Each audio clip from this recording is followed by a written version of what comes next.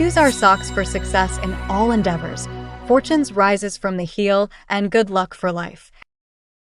Good morning. Today is Tuesday, February 25, 2025. Today in history, on this day 184 years ago, French Impressionist painter Pierre-Auguste Renoir was born.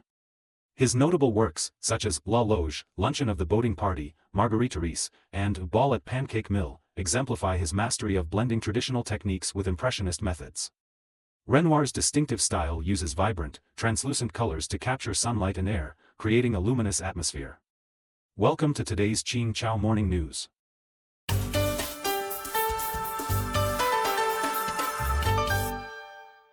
U.S. suspends immigration applications from Ukraine and Latin America.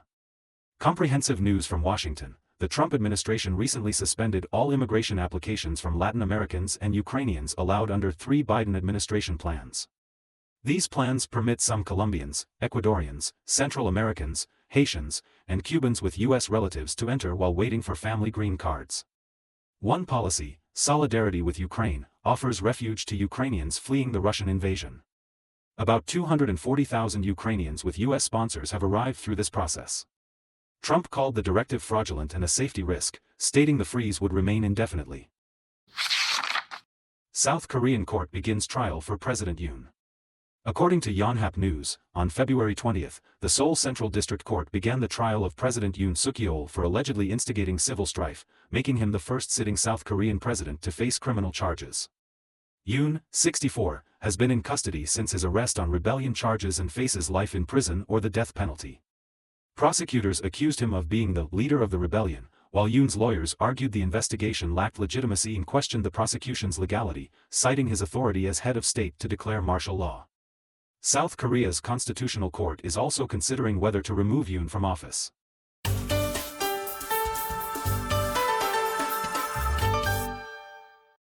India transfers infantry simulation training system to Cambodia Army. According to Cambodia China Times, the Indian Army recently handed over an infantry simulation training system to the Cambodian Army to support Cambodia's national defense modernization and deepen military cooperation between the two countries. Indian ambassador to Cambodia Vanlalvana Boatlung noted that the transfer was based on a request from Cambodian Prime Minister Hun Manet during his visit to India when he was Army Commander-in-Chief, strengthening military ties. Since the signing of the Cambodia-India Military Cooperation Agreement in 2023, the Cambodian Army has sent soldiers to Indian military academies for training and conducted the first Cambodia-India bilateral military exercise. The exercise aims to enhance collaborative combat capabilities and deepen counterterrorism cooperation.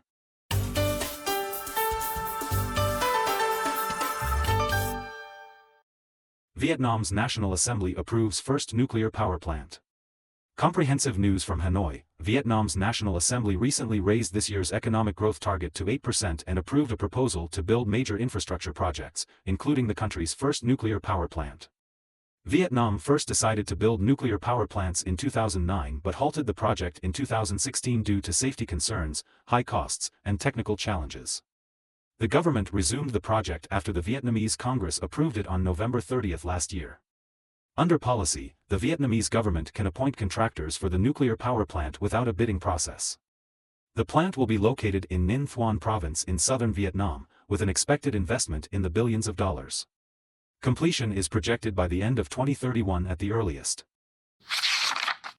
Indonesia to set up nickel-based EV battery recycling plant. Comprehensive news from Jakarta. The chairman of an Indonesian battery company recently announced plans to establish a nickel-based electric vehicle battery recycling plant. The facility will aim to recycle over 99% of battery components, supporting the long-term sustainability of the nickel industry. He emphasized that nickel from electric vehicle batteries can be recycled and reused, with the potential to power both electric vehicles and energy storage systems for renewable energy power plants. The company is currently working on a joint project with Chinese battery giant CATL and exploring new partnerships with Japanese and Korean firms. Additionally, the company is investigating the use of Indonesia's iron resources to develop batteries for energy storage systems.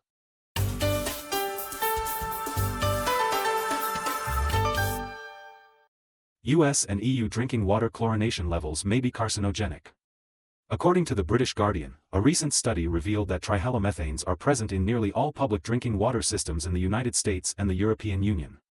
Trihalomethanes, toxic substances produced during tap water disinfection, are carcinogenic. Data shows that about 300 million people in the U.S. are exposed to trihalomethanes in their drinking water at concerning levels. Environmental scientists warn that high levels of trihalomethanes may increase the risk of bladder cancer by 33% and colorectal cancer by 15%. While alternatives like ultraviolet light treatment or new filtration systems can reduce trihalomethanes, they are more expensive. Activated carbon granules, used in households, effectively remove contaminants from tap water.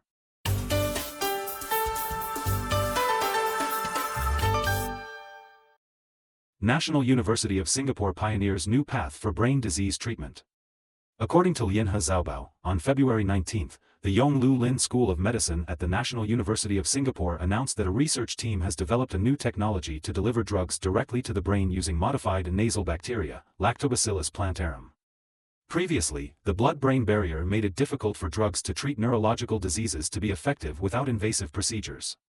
This new technology involves introducing modified Lactobacillus plantarum into the nasal cavity, which helps control appetite, prevent weight gain, regulate glucose metabolism, and reduce fat accumulation. The drug is then released through the olfactory mucosa, successfully reaching the brain to exert its effects. This method could not only treat neurodegenerative diseases like Alzheimer's and Parkinson's but also offer a new approach for delivering protein drugs to the brain. According to Xinhua Finance, the main crude oil futures contract on the Shanghai Futures Exchange recently closed down 0.12%, settling at 566.70 yuan per barrel. That's all for today's Qingchao Morning News. Thanks for watching. Join us at the same time tomorrow.